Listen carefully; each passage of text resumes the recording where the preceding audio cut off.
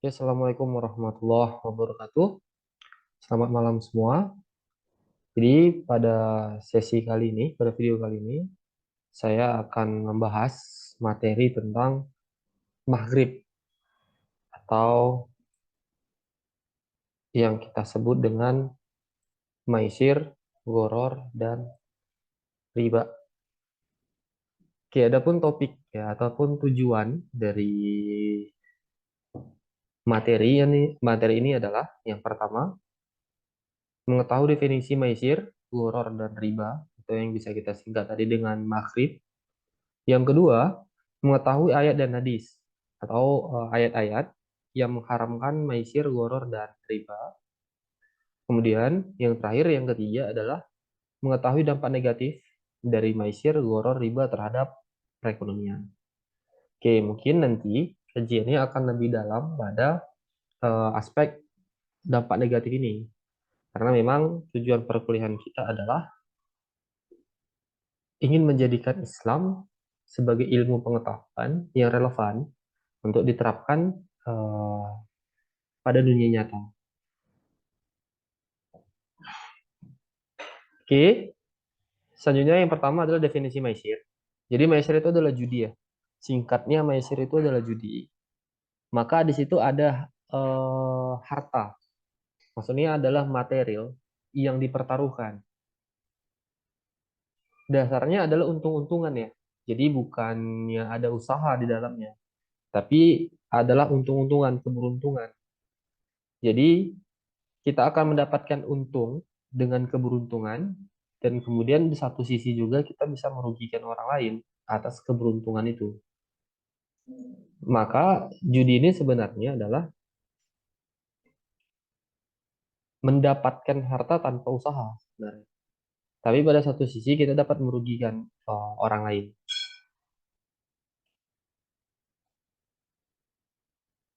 Oke, yang kedua adalah definisi goror. Jadi sebenarnya ada tiga aspek ya yang mendefinisikan goror ini. Yang pertama itu adalah keraguan. Ini tingkat yang paling rendah. Yang kedua adalah tipuan. Dan tingkat yang terakhir adalah tindakan yang bertujuan untuk merugikan orang lain. Nah, definisi keraguan itu berarti adalah ketidaktahuan secara pasti ya. Ketidaktahuan secara pasti. Jadi masih bimbang dia, nggak tahu, nggak paham betul. Masih menerka-nerka, masih menebak-nebak. Kalau tipuan ya berarti eh, kalau tipuan ya berarti dia memang eh, tidak secara betul atau tidak secara nyata. Jadi barang yang dijual itu tidak sesuai dengan kondisi aslinya. Atau yang ketiga itu memang tindakan yang bertujuan merugikan orang lain. Nah, saya akan coba berikan contoh ya. Saya coba akan berikan contoh. Apa sih transaksi yang ada keraguan di dalamnya? Dan kemudian keraguan ini, ya, ada yang sebenarnya dibolehkan, ada sebenarnya yang dibolehkan oleh para ulama. Selama tingkat keraguannya dia tidak besar, kecil. Apa contohnya? Misal kita transaksi online. Si penjual menuliskan ya spesifikasi dari produk yang dia jual. Tapi karena kita tidak bisa melihat langsung, kita juga bisa melihat barang dari foto misal atau dari video yang diberikan misal. Tapi kan kita tidak melihat langsung produk atau komoditi yang ingin kita beli tersebut. Atau bisa jadi barang yang ingin kita beli itu bukan yang ada di foto, walaupun jenisnya sama. Nah, keraguan yang seperti ini masih diperbolehkan. Maka para ulama bersepakat bahwasanya transaksi online itu boleh selama memang penjual menuliskan spesifikasi barang itu secara detail.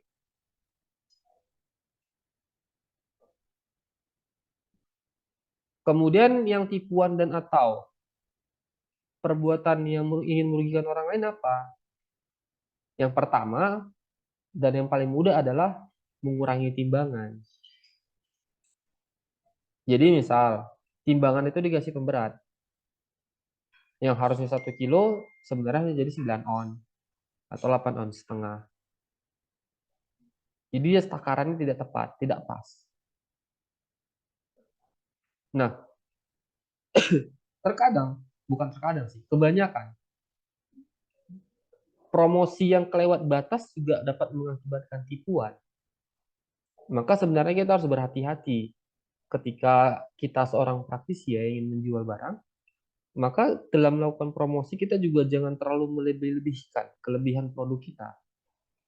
Khawatirnya nanti akan menjadi malah tipuan. Tapi yang nggak bagus juga ketika kita mempromosikan barang hanya seadanya ya.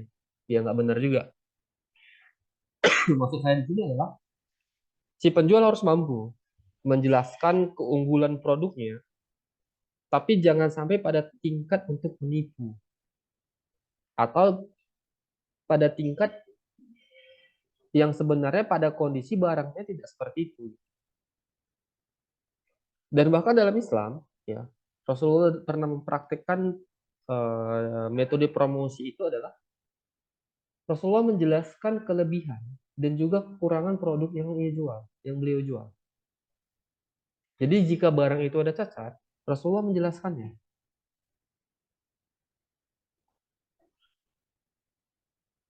Dan sebenarnya praktik ini ya, menghasilkan kepercayaan atau trust yang harganya sangat mahal dalam transaksi ya. Contoh,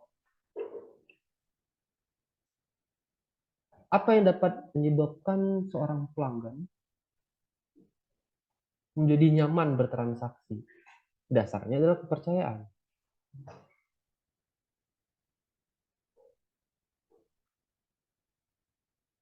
Abang dan kakak misalnya contoh. Nggak usah jauh-jauh, abang dan kakak. Contoh si A ingin meminjam uang kepada si B. Nah, apa dasar si B ini ingin meminjamkan uang ya kepada si A? Apakah hanya dasar kedekatan? Tentu tidak. Karena si B sudah memiliki kepercayaan kepada si A. Nah, itu masih pinjam, meminjam. Apalagi mengenai investasi. Bagaimana investor mau menyerahkan sumber ekonominya, uangnya, terhadap suatu perusahaan? Tentu karena atas dasar kepercayaan atau keyakinan bahwasannya uang ini nanti akan menghasilkan keuntungan bagi dirinya. Karena kan memang tujuan utama investasi adalah mendapatkan keuntungan kan. Nah, jadi sebenarnya kejujuran itu ya akan mendatangkan kepercayaan yang harganya sangat mahal dalam transaksi bisnis. Nah, itu mengenai goror. Selanjutnya kita masuk ke definisi riba. Sederhananya, riba itu adalah tambahan ya. Saya ulangi sekali lagi, riba itu adalah tambahan. Dalam dunia perbankan, misal, riba itu adalah tambahan atas utang pokok dari konsumen atau dari nasabah. Jadi misal si A meminjam uang kepada bank konvensional yang bernama B. Si A meminjam uang 50 juta selama 5 tahun. Dan setelah dihitung-hitung dengan bunga sebagainya, si A harus memulangkan uang yang 50 juta menjadi 75 juta selama 5 tahun. Maka ada tambahan 25 juta. Nah, tambahan yang 25 juta ini yang disebut dengan riba atau tambahan. Ada yang lebih ekstrim lagi, ada. Jadi riba itu ya bukan hanya tambahan dari segi materi, tapi yang non material juga bisa dapat katakan sebagai riba. Contoh, tadi kan ada kita contohkan sebagai A dan B ya. Misal, si A karena akhir bulan atau awal bulan tapi dia belum terima transferan dan dia sudah tidak punya uang lagi, dia berusaha meminjam uang kepada si B. Nah, karena si B baru dapat transferan, dia bisa meminjamkan uangnya. Dipinjamkanlah uang dari si B kepada si A. Tapi si B memberikan syarat. Syaratnya adalah si A harus mau meminjamkan motornya pada si B. Nah, syarat itu juga bisa dikatakan sebagai riba. Intinya adalah Islam melarang pengambilan keuntungan, baik dalam segi material maupun non-material, atas sebuah pinjaman atau atas sebuah bantuan. Karena ada konsep ikhlas di situ. Karena Islam memiliki konsep ikhlas. Jadi kalau kita ingin berbuat baik, kita ingin membantu sesama kita, ta'awun, maka dasarnya adalah sukarela dan mengharap balasan hanya dari Allah, tidak dari manusia. Nah, itu konsepnya. Itu dasar pikirannya. Maka Islam melarang ketika kita ingin membantu seseorang, kita memberikan syarat. Jatuhnya dapat menjadi riba. Tapi dalam kajian ekonomi, yang sering sekali dibahas, riba itu terkait dengan perbankan adalah bunga.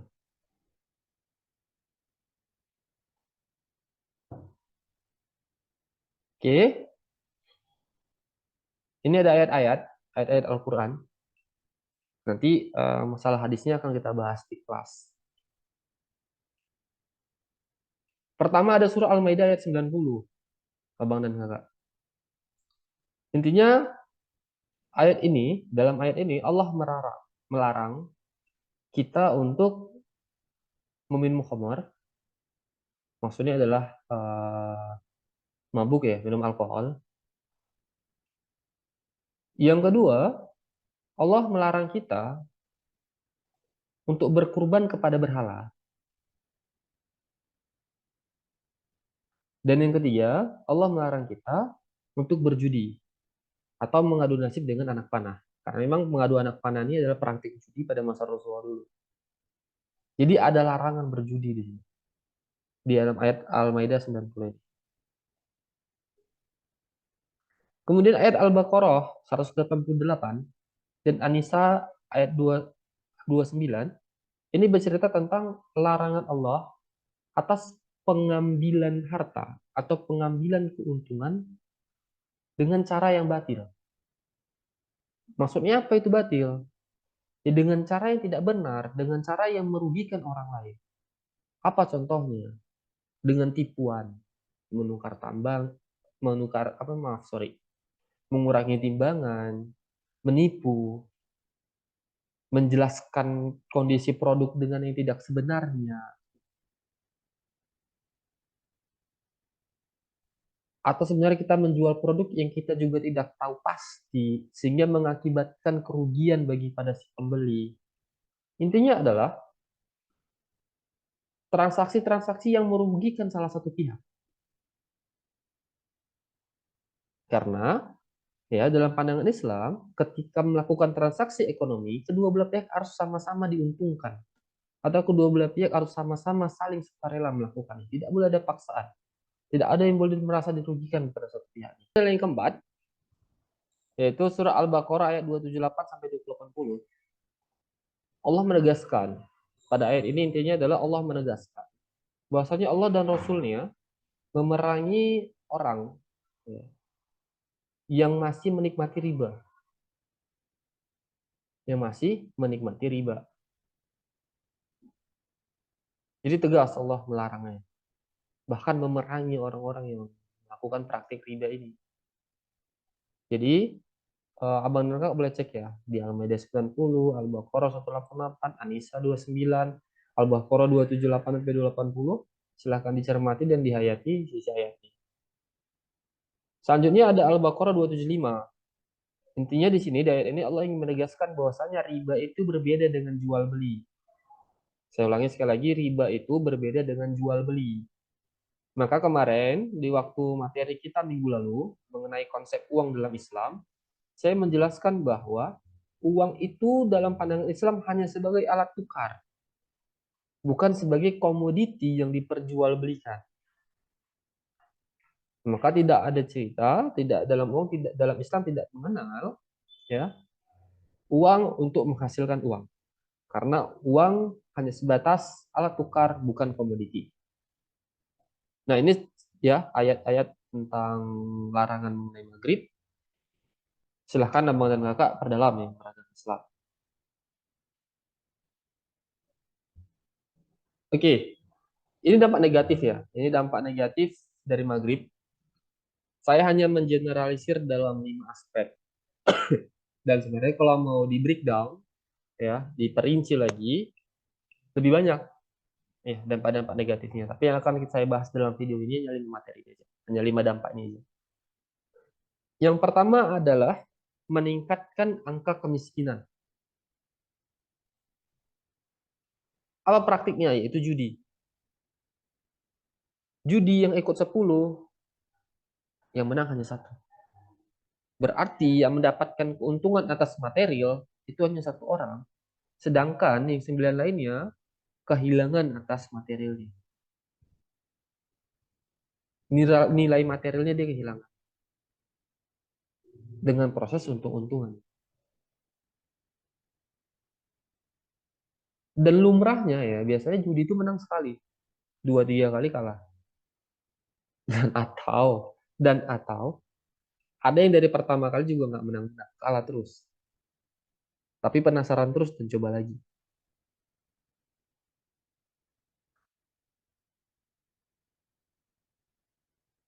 Kemudian bagaimana membreakdown? Kemudian breakdown ya, bagaimana perincian atau mata rantai lain yang mengakibatkan meningkatnya kemiskinan ini. Jadi dia perlu perhatikan ya bahwasannya perjudian ini meningkatkan rasa malas. Maksud saya begini, rasa malasnya adalah keengganan seseorang untuk berusaha atau berupaya sehingga dia bisa mendapatkan harta. Kenapa? Karena dia udah keenakan berjudi dong. Dia udah enak nih berjudi, mendapatkan harta secara instan tanpa harus berusaha keras. Jadi dia keenakan dan malas untuk bekerja. Udahlah dia kalah miskin meningkat, kemudian dia malas untuk bekerja, maka secara otomatis kriminalitas akan meningkat. Atau udah kakak dan abang atau abang dan kakak boleh lakukan studi empiris deh, baca. Silahkan baca kasus-kasus pencurian. Silahkan baca kasus-kasus begal atau perampokan. Kemana uang itu dia gunakan? Kebanyakan untuk aktivitas-aktivitas negatif. Ya kalau nggak narkoba, iya mabok, iya judi. Ya, kenapa? Karena dia udahlah miskin, kalah judi, dia malas untuk cari uang. Bagaimana cara mendapatkan uang secara instan? Ia mencuri, ia merampok.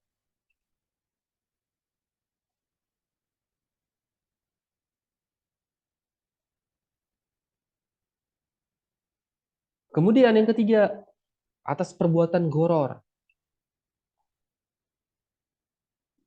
maka akan mengakibatkan ketidakpercayaan. Contoh, ketika kita saja ragu ya atas barang yang kita jual, bagaimana kita bisa meyakinkan orang lain? Itu yang pertama.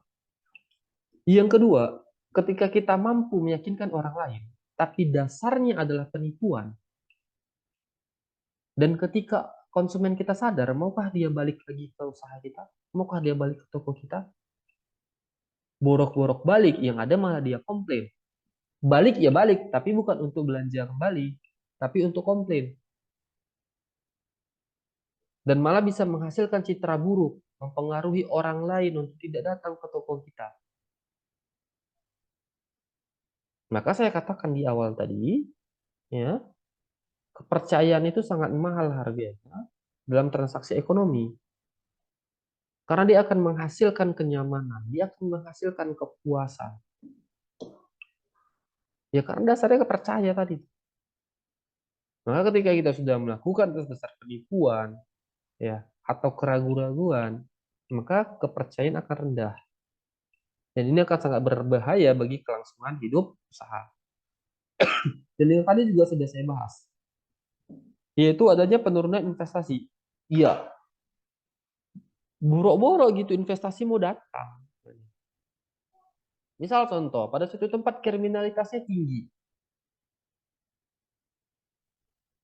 nggak nyaman dong berinvestasi. Sederhananya gitu. Abang dan kakak mau nongkrong nih ke tempat A. Kenapa? Karena kopinya enak. Tapi parkiran motornya tidak aman.